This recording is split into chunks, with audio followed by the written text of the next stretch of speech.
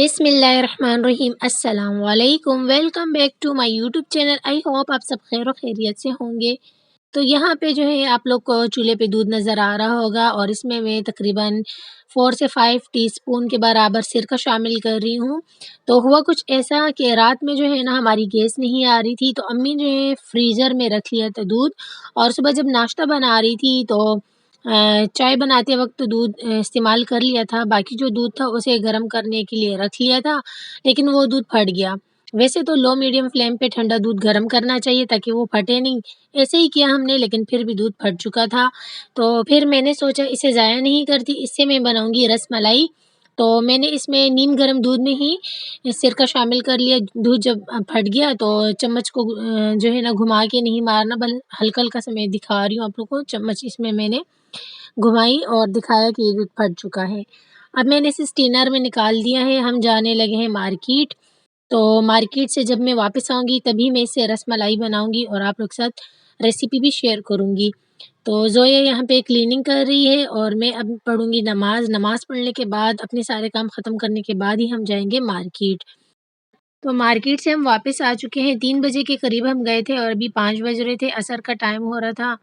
तो आते ही मैंने वज़ू बनाया, नमाज़ पढ़ी। नमाज़ जो है ना मैं कज़ा नहीं करती, अल्हम्दुलिल्लाह। तो नमाज़ पढ़ने के बाद जो है ना ये सामान मैंने सोचा आप लोग के साथ शेयर किया जाए। उसके बाद फिर मैं इनको इनकी जगह पे रख दूँगी। तो यहाँ पे मैं कुछ फिज़न कलर और धागे वग़ैरह लेकर आई थी। ये इलास्टिक वग़ैरह, क्योंकि स्टिच करूँगी तो इन चीज़ों की ज़रूरत पड़ेगी। और ये सूट है मेरे अब्बू और भाई के, 2 सूट भाई के लिए लेकर आई थी, 2 सूट अब्बू के लिए लेकर आई थी ना, क्योंकि रमज़ानों से पहले ही हम लोग टेलर को दे देते स्टिचिंग के लिए, बाद में जो है ना टेलर लेता नहीं है, अगर ले भी ले तो कपड़ों को ख़राब कर देता है। इस वजह से हम रमज़ान से भी 1 महीने पहले अपनी ईद की शॉपिंग स्टार्ट कर देते हैं। ख़ैर हम मिडल क्लास लोग हैं, हम तो ऐसे ही स्टार्ट करते हैं, अगर एंड टाइम पे स्टार्ट करें तो फिर आपको पता है कि प्राइस भी बढ़ जाते हैं और हम अफ़ोर्ड नहीं कर सकते कि रेडीमेड सूट ही ले लें। तो अभी जो है ना हम इसलिए अभी से स्टार्ट करते हैं। ये मैं अम्मी के लिए 2 डिज़ाइनर सूट लेकर आई थी ईद के लिए। तो दुपट्टे जो है ना मैंने हाथ के हाथ ही पीको करवा दिए। मैंने कहा अब कौन फिर बाद में जाएगा इस वाले मार्केट, पता नहीं जाना हो या ना हो। वैसे हम गए थे पापोश मार्केट। तो दुपट्टे मैंने पीको करवा दिए थे। एक सूट अम्मी का पिंक और पर्पल कलर में है और एक जो है ना ये लाइट पिस्ता ग्रीन कलर में है। और इंशाल्लाह जब स्टिच करूँगी तब आप लोग को खोल के दिखा दूँगी। वैसे जो ऊपर से जैसे डिज़ाइन बना है सेम टू सेम ऐसे ही डिज़ाइन जो है ना अम्मी का सूट अंदर से भी ऐसे ही था, इसलिए मैंने खोल के नहीं दिखाया है ना। और ये मेरे पुराने जो दुपट्टे थे पिछले साल के, ये मुझे बहुत पसंद थे, न्यू पड़े हुए थे, तो मैंने इसके साथ जो है ना 2 पीस ले लिया, शलवार और कमीज़। और ये वाला भी मैंने 2 पीस ले लिया, एक तो पिस्ता ग्रीन कलर में है और एक जो है ना ये स्काई कलर में है। और ये दुपट्टा तो सेम मैचिंग में ही आ गया था और इसकी शर्ट भी मुझे बहुत पसंद आई। तो ये मुझे पड़ा था तकरीबन ₹1000 में, ₹500 में इसकी शर्ट पड़ी थी, ₹500 में जो है ना इसकी शलवार पड़ी थी, दुपट्टा मेरे पास था।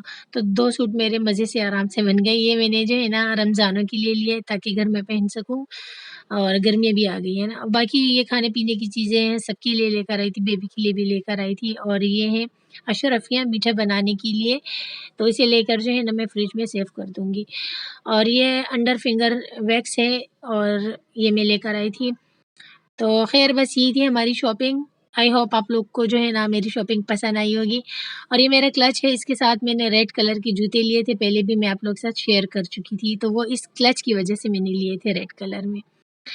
और ये मेरी घड़ी है, ये मेरी फ्रेंड ने मुझे गिफ्ट की थी तकरीबन डेढ़ 2 साल पहले, वो उम्रे पे गई थी। तो इसके साथ जो है ना परफ्यूम भी लेकर आई थी, खजूरें, पानी, तस्बीह, जानेमाज़ और छोटी-छोटी बहुत सारे गिफ्ट लेकर आई थी, जो मैंने सब यूज़ कर लिए। बस घड़ी रह गई थी, तो घड़ी में जो है ना अभी मैंने सेल डलवाया और ये काफ़ी बड़ी थी, तो इसको मैंने छोटी भी करवा दी। घड़ियाँ मुझे बहुत ज़्यादा पसंद है ना। तो मेरी ये फ्रेंड मुझे जब भी गिफ्ट करती है तो घड़ी मुझे ज़्यादा गिफ्ट करती है और अब तो मैंने लेनी भी छोड़ दी है।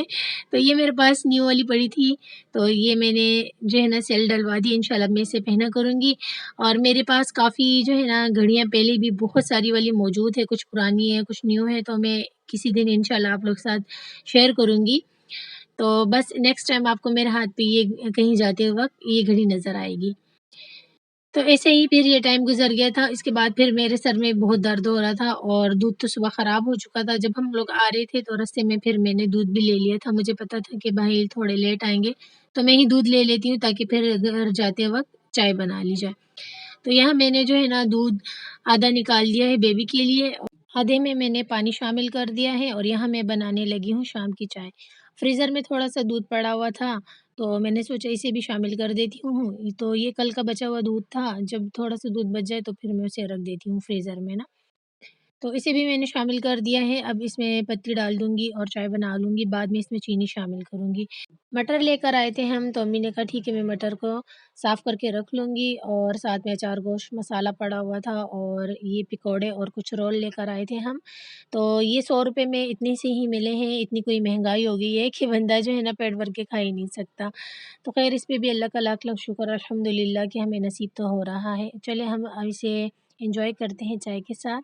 चाय पीने के बाद जो है ना अम्मी ने मटर छीलना स्टार्ट कर दिए थे और इसे हम फ्रीज़र में फ्रीज़ करके रख लेंगे, जब ज़रूरत होगी तो तब हम इसे यूज़ करेंगे। वैसे मटर जो है ना बहुत ज़्यादा महँगे हो गए हैं, सीज़न जाने वाला है ना और साफ़ भी नहीं मिल रहे अब।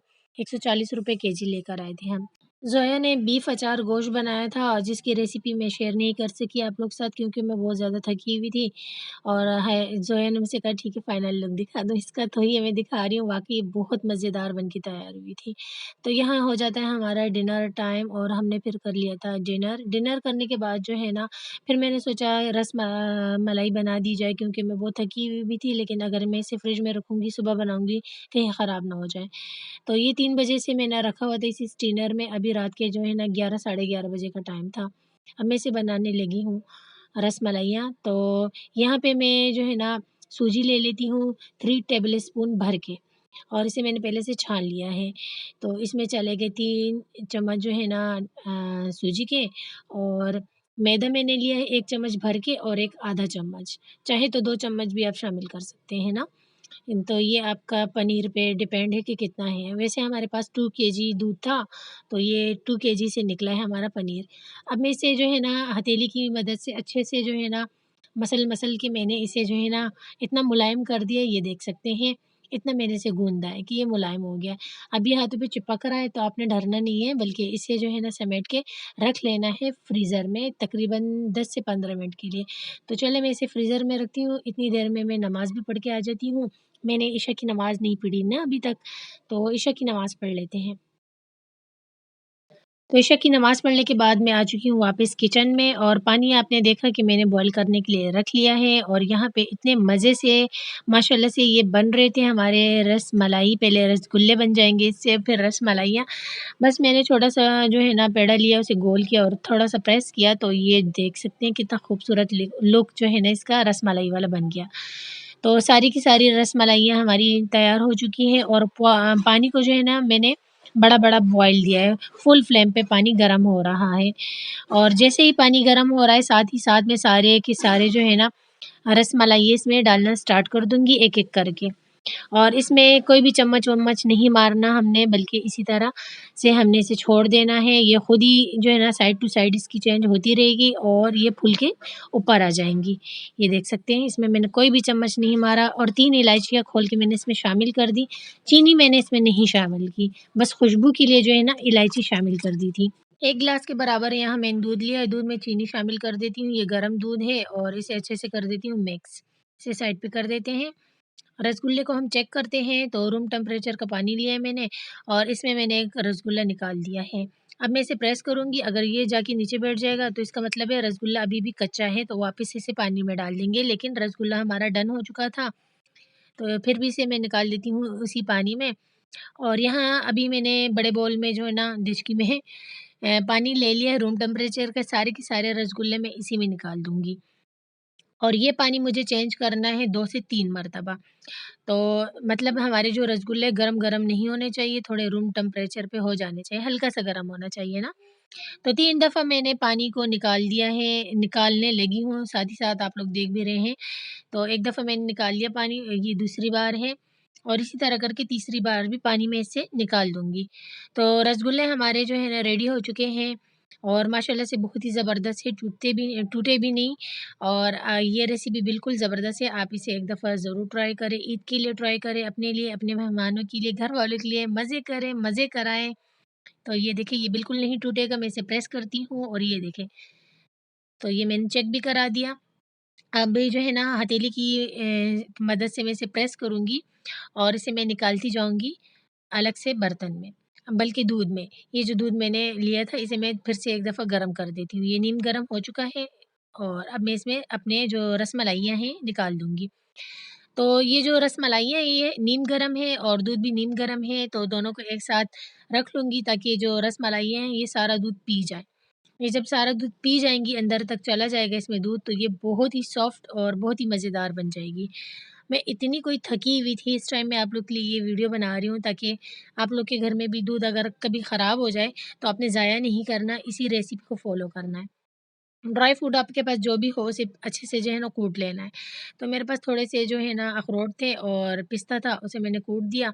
अब इस बोल में मैं निकाल दूँगी अपनी ये रसमलाइयाँ भी और सारी की सारी रसमलाइयाँ मैं डाल देती हूँ इस दूध में। अगर रसगुल्ले बनाने हैं तो दूध की जगह आप पानी ले लें और उसमें जो है ना चीनी शामिल कर दें, तो सेम यही मेथड हो। इसे काउंटर पे छोड़ दूँगी 1 घंटे के लिए ताकि ये रूम टेम्परेचर पे आ जाए। तो 1 घंटे बाद जो है ना, अब मैं इसे कवर करने लगी हूँ क्योंकि अभी हमने नहीं खाना, हमने इसे रखना है फ्रिज में। तो हम तो इसे सुबह ही खाएँगे, अगर आपको जल्दी है खाने की तो तब भी आपने फ्रिज में रखना है और ठंडा करके इसे खा लेना है। तो बहुत ज़्यादा थक चुकी थी, सर में भी बहुत ज़्यादा वाली पेन हो रही थी मेरी और जो है ना, ये तकरीबन 20 रसगुल्ले बन के तैयार हुए थे। चलिए इसे रख देती हूँ मैं फ्रिज में। तो अब मैं आ चुकी हूँ रूम में और फ़ैन हमारा चल रहा है। कुछ इस तरीके से जो है ना मौसम हो चुका है कि ब्लैंकेट भी पहनो, फ़ैन भी ऑन करो। अगर फ़ैन बंद होता है तो गर्मी लगती है, ऑन होता है तो ठंड लगती है। तो अजीब-सा मौसम हो चुका है ना। और मार्केट गए थे तो थकन बहुत ज़्यादा हो रही थी। सर में मेरे इतना कोई दर्द था कि वो दर्द ठीक ही नहीं हो रहा था। फिर यहाँ पे मैंने सोचा पेन किलर ली जाए, तो पेनाडोल एक ले लेती हूँ और हाया ने भी एक पेनाडोल खा ली थी। मैं भी पेनाडोल खा लेती हूँ और फिर शायद आराम से नींद आ जाए, सर का दर्द ठीक हो जाए और काफ़ी टाइम भी हो गया था ना।